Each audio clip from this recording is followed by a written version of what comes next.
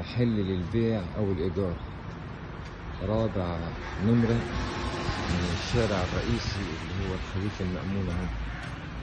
الخليفة المأمون اهو، هو طبعا رقم 4. طبعا ده الشهر العقاري ومكتب بريد منشية البكري، وجنبيه محل وجنبيه كافيه.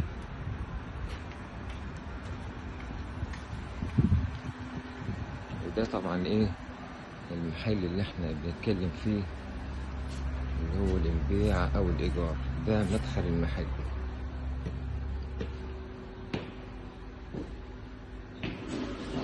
ده المدخل، وعلى اليمين في حجرة كده، أوضة خاصة.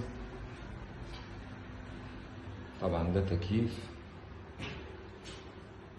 ودي الشاشة بتاعة الكاميرات وشفاط مروحة. طبعا ده حمام داخل الحجرة يعني بالسخان بتاعه.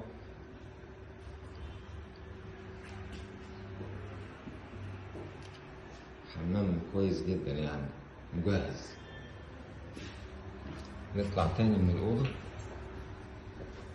وندخل بقى على ايه جوه. طبعا ده سويتش داخلي،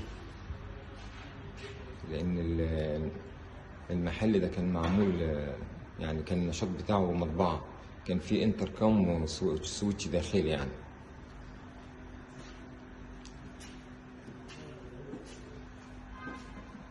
وطبعا ده باب ازاز بيفصل بين الطرقة اللي بره والريسبشن اللي جوه ده. طبعا دي الصالة بالتكييفات بتاعتها، المراوح.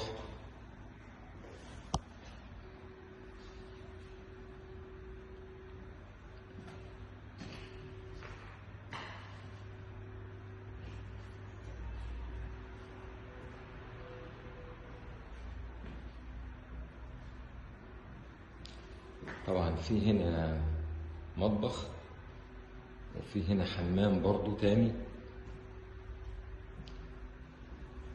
يعني محل مساحته واسعة وينفع لكل الأنشطة، ينفع حاجات كتير جدا يعني ممكن يعوز توضيب بسيط خالص يعني، أو مش محتاج يعني. المراوح شغالة والتكييفات والكاميرات طبعا.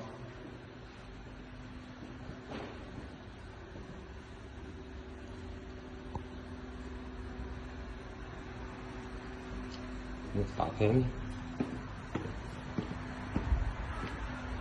انا حبيت بس يعني ايه ادي خليفة المأمون من بره. حبيت اصور يوم الجمعة الصبح، طبعا مفيش حد شغال وكله قافل يعني.